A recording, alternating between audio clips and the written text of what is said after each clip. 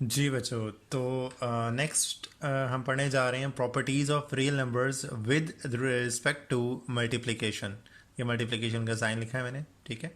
तो सारा कुछ आप देख रहे होंगे कि वही प्रॉपर्टीज़ हम डिस्कस करेंगे यहाँ पर भी, जो कि हमने properties of real numbers with respect to addition में डिस्कस की थी, ठीक है। इससे लास्ट में जो हमने पढ़ी थी वो विद रिस्पेक्ट टू एडिशन थी। अब हम पढ़ने जा रहे हैं विद रिस्पेक्ट टू मल्टीप्लिकेशन। तो सारा कुछ वही होगा। सिर्फ जो साइन होगा वो एडिशन की जगह मल्टीप्लिकेशन का साइन आ जाएगा। सिर्फ ये एक छोटा सा फ़र्क है यहाँ पे, बाकी सारा कुछ वही है। तो जो पहली प्रॉपर्टी है इसकी भी वो क्लोजर प्रॉपर्टी है। अब क्लोजर प्रॉपर्टी में तो आपको पता है कि अगर हम दो वैल्यूज़ को मल्टीप्लाई करें ए इंटू बी, तो यहाँ पर आप डॉट लगा सकते हैं मल्टीप्लिकेशन की जगह पर। तो जो हमारा आंसर आएगा वो भी एक रियल नंबर आएगा। For all A and B, A और बी हमारे पास ऐसे नंबर्स हैं जो कि रियल नंबर से बिलोंग कर रहे हैं।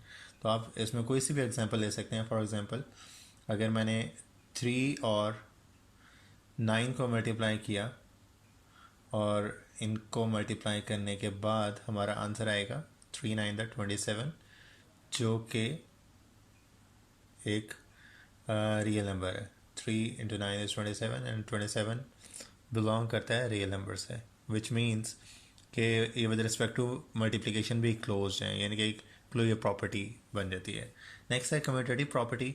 अब कम्यूटेटिव प्रॉपर्टी में जैसे हमने दो वैल्यूज़ को ऐड किया था लास्ट टाइम, अब हम मल्टीप्लाई करेंगे। तो यहाँ पर आप कोई सी भी दो वैल्यूज़ ले लें, ए इंटू बी, जो उसका आंसर होगा वो b इंटू ए के बराबर होगा। For all a and b belongs to real numbers. Next हमारे पास एसोसिएटिव में हम 3 एलिमेंट्स ले लेते हैं, a इंटू बी इंटू सी। तो लेफ़्ट साइड के लिए अगर मैं a और b को पहले मल्टीप्लाई कर दूं एंड देन उसको c से मल्टीप्लाई करूं, और तो वो बिल्कुल इक्वल होगा अगर मैं राइट साइड के लिए b और c को पहले मल्टीप्लाई कर दूं एंड देन उसको a से मल्टीप्लाई कर दूं। And for all a b and c belongs to real numbers. Next हमारे पास आती है, यहाँ पर सिर्फ डिफरेंस आपने देखा होगा, लास्ट टाइम हमने यहाँ पढ़ा था एडिटिव आइडेंटिटी। तो जैसे एडिटिव आइडेंटिटी हमारे पास ज़ीरो होता है, इसी तरह मल्टीप्लिकेटिव आइडेंटिटी भी एक नंबर है, ऐसा नंबर जिसको किसी भी नंबर से मल्टीप्लाई करें तो उस नंबर पे कोई चेंज ना आए। तो ऐसा एक ही नंबर हो सकता है जो कि है 1। तो मल्टीप्लिकेटिव आइडेंटिटी हमारे पास 1 है।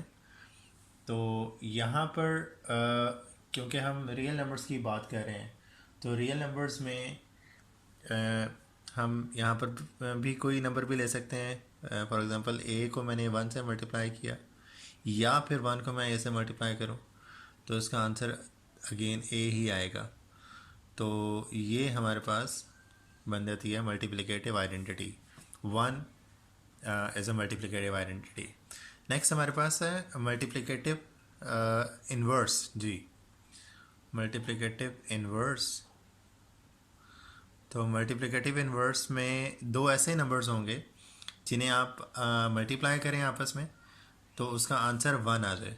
तो ए को किस नंबर से मल्टीप्लाई करें कि हमारा जो आंसर है वो 1 आ जाए। तो सोच के बता सकते हैं आप कोई ऐसा नंबर? जी, यहाँ पर एक ऐसा नंबर आना चाहिए जिसको मैं ए से मल्टीप्लाई करूँ तो आंसर 1 आ जाए। तो वो नंबर होगा 1/a। और 1/a जो है वो भी रियल नंबर से बिलोंग करता है। तो ये हमारे पास बन जाता है मल्टीप्लिकेटिव इन्वर्स। तो यहाँ पर हम 1/a को ए इन्वर्स भी ले सकते हैं, बिकॉज जब भी किसी वैल्यू को न्यूमिनेटर से डिनोमिनेटर या डिनोमिनेटर से न्यूमिनेटर में शिफ्ट करते हैं तो उसकी पावर का साइन चेंज हो जाता है। यहाँ ए की पावर 1 है, इसको हम आगे फर्दर 2.3 के प्रॉपर्टीज़ में डिस्कस करेंगे। तो यहाँ पर इसकी पावर -1, तो ए इन्वर्स भी इसको पढ़ते हैं। अच्छा, यहाँ पर विद रिस्पेक्ट टू मल्टीप्लिकेशन की अगर हम बात करें तो यहाँ पर एक एडिशनल प्रॉपर्टी हम पढ़ेंगे जो कि हमने विद रिस्पेक्ट टू एडिशन में नहीं पढ़ी थी। वो प्रॉपर्टी है जी मल्टीप्लिकेशन इज़ डिस्ट्रीब्यूटिव, या इसको हम डिस्ट्रीब्यूटिव लॉ भी बोल सकते हैं। तो distributive property, distributive property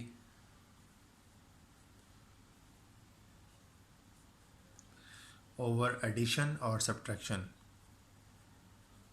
over addition और सब्ट्रैक्शन। तो अब यहाँ पर अगर हम बात करें with respect to over addition, तो यहाँ पर भी हमें एसोसिएटिव प्रॉपर्टी की जगह तरह 3 एलिमेंट्स लेने हैं। तो यहाँ पर अगर कोई एलिमेंट ले रहा हूँ ए और उसको मल्टीप्लाई कर देता हूँ मैं बी प्लस सी के साथ, तो ये इक्वल होगा अगर मैं ए को मल्टीप्लाई कर दूँ बी से प्लस ए को मल्टीप्लाई कर दूँ सी से। नॉर्मली जिस तरह मल्टीप्लिकेशन आप पढ़ चुके हैं पहले, जैसे ब्रैकेट्स में मल्टीप्लाई करते हैं, ये बिल्कुल वही चीज़ है। तो ये डिस्ट्रीब्यूटिव प्रॉपर्टी ओवर एडिशन बन जाती है। अब ये फ़र्क सिर्फ इतना है कि यहाँ पर लेफ़्ट साइड पे हमारे पास 3 एलिमेंट्स आपको नज़र आ रहे हैं, यहाँ पर 4 एलिमेंट्स बन जाते हैं क्योंकि ए मल्टीप्लाई हो जाएगा। तो ये हमारे पास डिस्ट्रीब्यूटिव प्रॉपर्टी ओवर एडिशन है। इसी तरह अगर यहाँ सब्ट्रैक्शन का साइन आ जाए तो यहाँ पर सब्ट्रैक्ट हो जाती है वैल्यू। तो ये है जी हमारी प्रॉपर्टीज़। तो अब हमारे पास कुछ और प्रॉपर्टीज़ हैं, वो भी हम पढ़ते हैं। Properties of equality of real numbers.